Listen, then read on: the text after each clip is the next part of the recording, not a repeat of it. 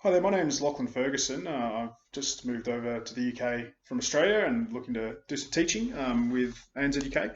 I'm just going to go through some of the questions that I've been provided with and give you a bit of an understanding of my background and where I've come from and what I'm looking to do in the UK. I guess to start off with, I've got a Bachelor of Primary School Education from the University of Canberra. I've been teaching in Australia for the last 4.5 years. My first 6 months I taught with ANZ UK actually in Melbourne as a supply teacher, and then got a contract as an ICT teacher in a primary school. Following on from that, the head teacher decided that he wanted to take me on full time, so I then moved into their grade 5/6 unit. I taught in the grade 5/6 unit for 3 years before moving into their grade 3/4 unit. Taught 3/4 for another year, and then obviously now moving to the UK. As part of my time there, for about 6 months, was the social emotional wellbeing lead, and we supported our students, sort of those middle students that sometimes go missing. I supported them in doing what we called the resilience project. So we organised a friendship day. They went around to the school and spoke to students about what they would want out of what resilience meant, what they wanted. That went really well. We did a whole school day. I've also been, for the last 2 years, I was the STEM lead teacher. So I was in charge of coding, working with some of the local high schools and secondary schools to take our students to go and do that learning as well.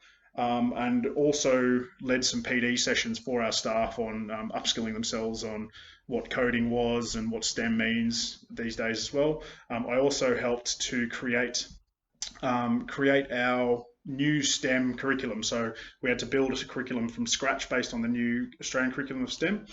So I did that and was in charge of, sort of with one of my colleagues, building that up, which was really, really beneficial. And in my final year, I was the maths numeracy lead as well. So I was in charge of, again, putting together, redoing our curriculum so it was more student focused. So students could do their own goals based on it.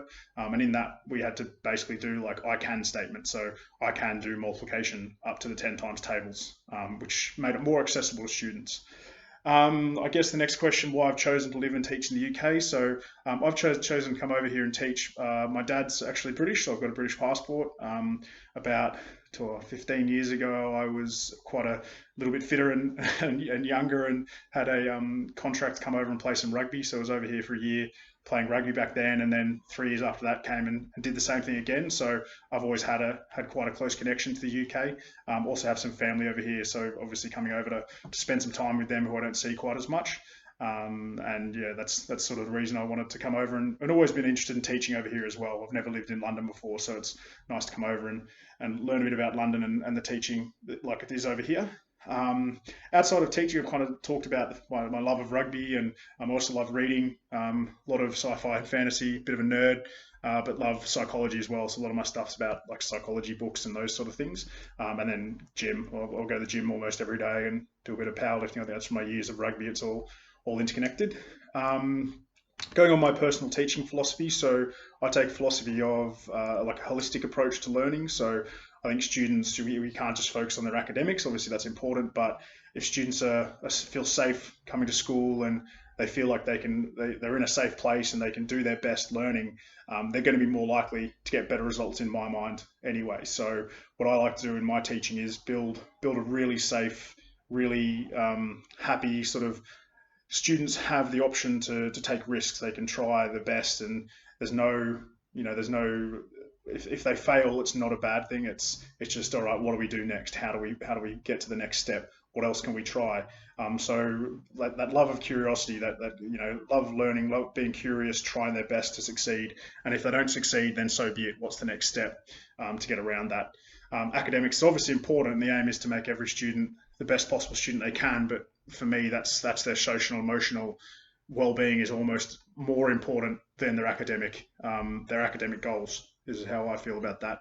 The biggest challenge, I think, teaching the UK, and some methods for me for adapting to that. I think obviously learning a different curriculum. I'm pretty sure at the end of the day, teaching's quite similar across the world, but I'm sure there's some little differences and little things in the UK system that might not match up to my experience in Australia. So I think it's definitely going to be interesting to see how that fits. And again, that's that open-minded growth mindset that I sort of mentioned before. I think having that mindset of, I'm going to try everything, and if it works, it works. If it doesn't, it doesn't. And where do I find the answers to help myself get through that understanding as well.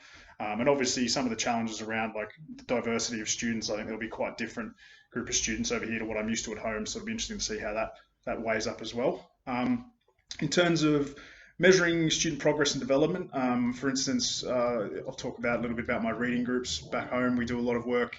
For me, it's a lot on feedback and goal setting. So every unit we do a set of goal setting at the start to make sure students had an understanding of what they wanted to do. And I guess that comes back a bit to that curriculum, that I can statement. What can I do, or what do I hope to do by the end of this unit? I think obviously we've got our, your pre-tests and your post-tests, your sort of summative assessments, sum up their knowledge, KWL. So what do I know? What do I want to know? What have I learnt? Doing that sort of thing at the end. And I think from my understanding, it's as important to see what the students are learning as they go and sharing as they go with their peer feedback as what they've got at the end as well. So a lot of goal setting I do with my students. I'll generally have like one session a week with every single of my reading groups where I go over with those 5 to 6 students. Right, what are we focusing on? What have we learnt this week? What's our next steps? And really focus on that. And it gives the students a chance to build their own understanding of their own abilities and own knowledge as well. Like, it's not just me telling them, it's them seeing it for themselves and what they want to do and where they want to achieve as well. And I think sometimes we get caught up in trying to tell our students what they should know without actually asking them sometimes what they want to know and how they think they can get there. So that's important for me as well. In terms of professional development opportunities, as I mentioned before, with the psychology, I've had a keen interest in psychology, and I think from what I've heard about in the UK system, special needs sounds like it's probably a bit more important, a bit more looked after than in Australia. So I think that I've actually signed up for a child psychology course to kind of build my knowledge around that. And I think that I've heard the word team teach thrown around quite a lot as well. So it sounds like that can be very beneficial for a classroom setting. So yeah, focusing on that sort of psychology aspect. I also have a goal. Well, my life, career goal is to be a head teacher. So I think if I can focus on a bit of leadership management training as well, so I can understand how to run a school a bit better and get through into that. And yeah, that's me. That's how I want to do with my teaching in the UK. Hopefully we can talk soon, and I'll hear back from everyone. Thank you.